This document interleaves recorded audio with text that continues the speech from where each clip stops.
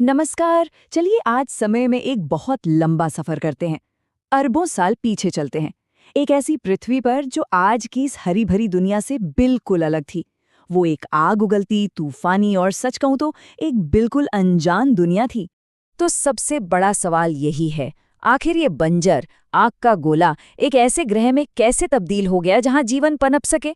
ये एक बहुत बड़ा रहस्य है और आज हम इसके सुरागों को जोड़ने वाले हैं। तो चलिए मिलकर इस गुत्थी को सुलझाते हैं। तो हमारी जांच का पहला पड़ाव है शुरुआती पृथ्वी के माहौल को समझना। चलिए देखते हैं कि वो दुनिया कैसी थी। एक ऐसी जगह जो आज के हमारे ग्रह से इतनी अलग थी कि हम उसे पहचान भी नहीं पाते। देखिए, सबसे जरूरी सुरागों में से एक है उस समय का वायुमंडल, जिसे हम रिड्यूसिंग एटमॉस्फेयर कहते हैं। आसान भाषा में कहें तो इसमें ऑक्सीजन ना के बराबर थी।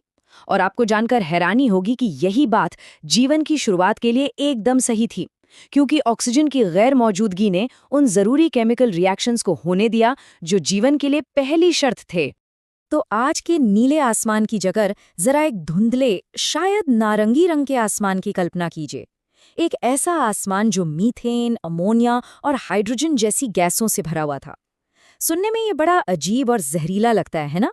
पर असल में यही वो मंच था जिस पर जीवन का नाटक शुरू होने वाला था। अच्छा, वायुमंडल को तो हमने देख लिया। अब चलिए पृथ्वी की सतह पर उतरते हैं। यहाँ हमें मिलते हैं विशाल महासागर और कुछ बहुत ही शक्तिशाली ऊर्जा के स्रोत, जिन्होंने इस कहानी को आगे बढ़ाया। जरा सोचिए, उस वक्त के महासागर एक बहुत बड़े प्राइमोर्डियल सूप जैसे थे। मतलब एक विशाल केमिकल लैब जहां निर्जीव अकार्बनिक मॉलिक्यूल्स आपस में मिलकर जीवन के पहले ऑर्गेनिक बिल्डिंग ब्लॉक्स बना रहे थे।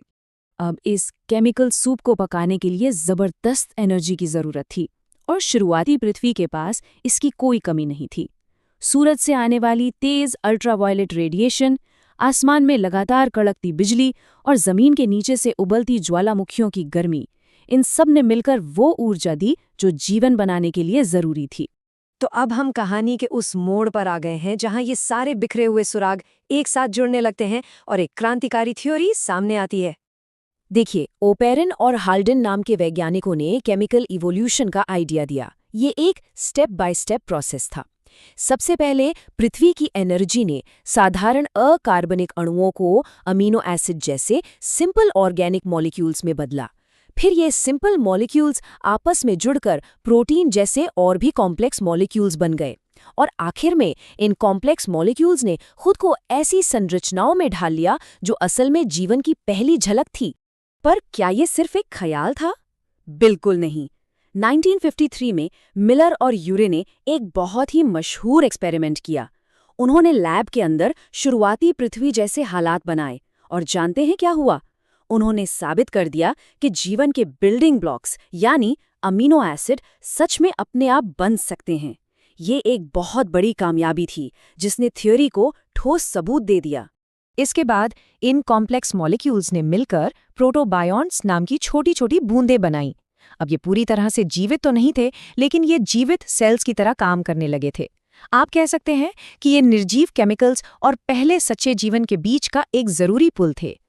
और फिर जो हुआ वो सच में हैरान करने वाला था। जीवन ने सिर्फ जन्म नहीं लिया, बल्कि उसने पूरे ग्रह का नक्शा ही बदल दिया।